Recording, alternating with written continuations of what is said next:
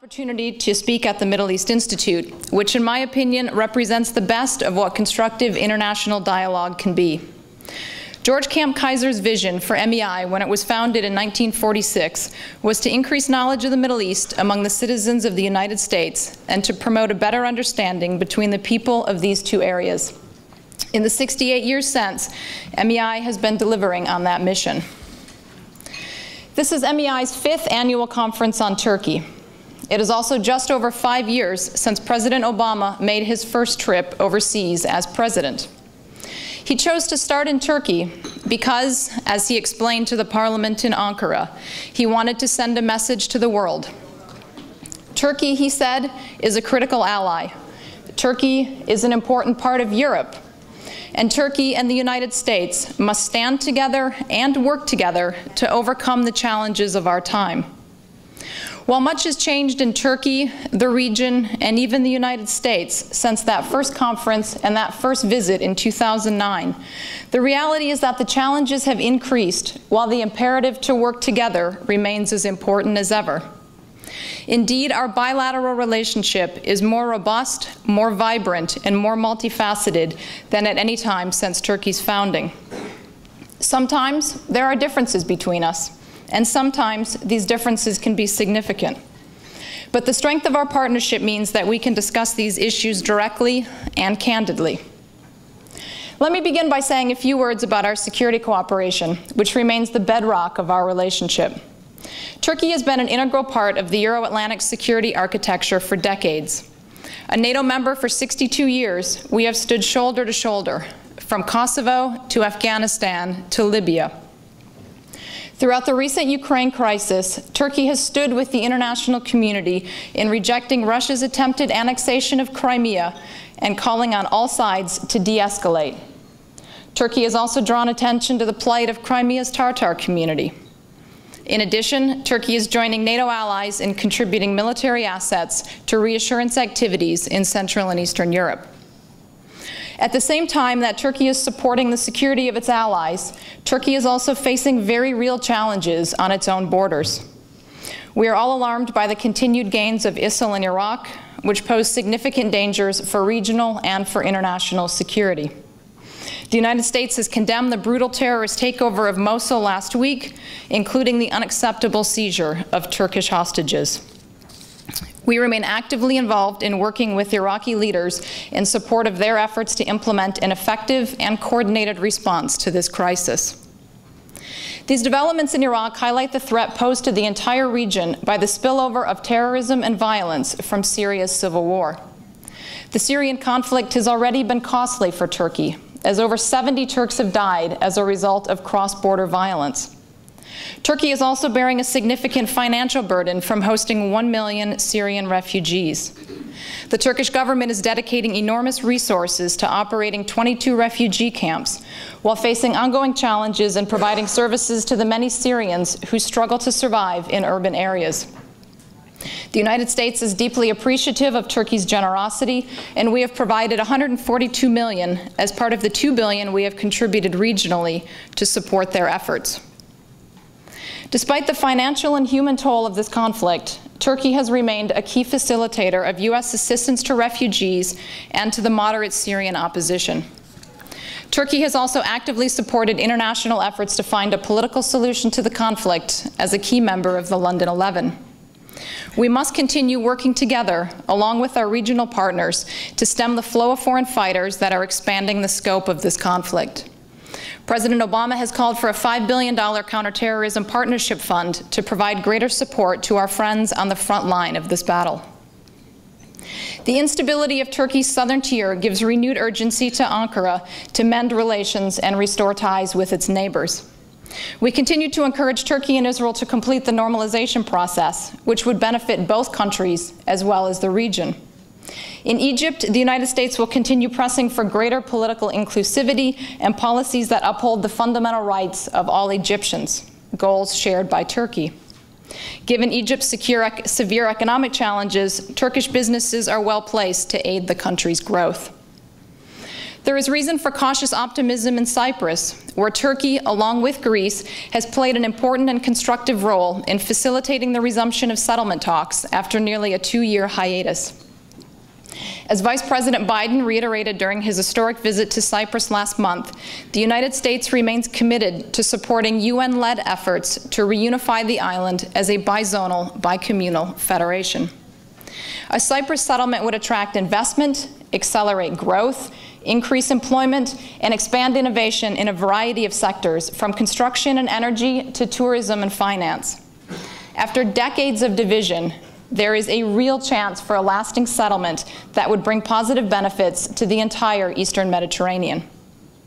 We continue to encourage Turkey and Armenia to move towards normalization as a means of creating the peaceful, productive, and prosperous relationship that the people of both countries deserve. On this year's Remembrance Day, Prime Minister Erdogan expressed his condolences to the grandchildren of those Armenians killed during World War I. That gesture and other positive efforts by the Turkish government in recent months indicate that space for dialogue is opening. But more can be done, and we encourage both sides to reach a full, frank, and just acknowledgement of the facts. The United States stands ready to support all efforts in service of reconciliation. In addition to the importance of our collaboration across myriad regional security challenges, our partnership has increasingly expanded in the economic realm as well. In the last decade, Turkey has gone astonishing economic growth, tripling the size of its economy and leaping from the 26th to the 17th largest economy in the world. Turkey is a G20 member, and Turkey has set an impressive goal of becoming a top 10 economy by 2023. At the same time, U.S. exports to Turkey have tripled in the last decade. In 2011, overall U.S.-Turkey trade grew by a whopping 35% and another 24% the following year. As a result of Turkey's remarkable potential, the Department of Commerce has made it one of our highest priority countries for increased bilateral trade.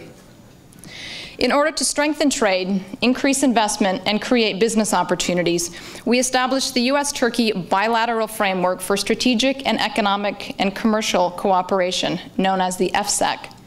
Led by Commerce Secretary Pritzker and U.S. Trade Representative Froman, the FSEC demonstrates our commitment at the highest levels of the U.S. government to expanding our economic relationship. At its third meeting this past May, Secretary Pritzker announced that she will lead the President's Export Council to Turkey later this year to identify ways to further enhance our commercial relations. As many of you know, the United States is currently negotiating a free trade agreement with the European Union, known as the Transatlantic Trade and Investment Partnership, or TTIP. We take seriously Turkey's concerns about the potential impact that negotiations could have on their economy in light of their customs union with the EU. Following Prime Minister Erdogan's visit to Washington last May, we established the U.S.-Turkey High-Level Committee as a mechanism to keep Turkey informed about the status of these negotiations.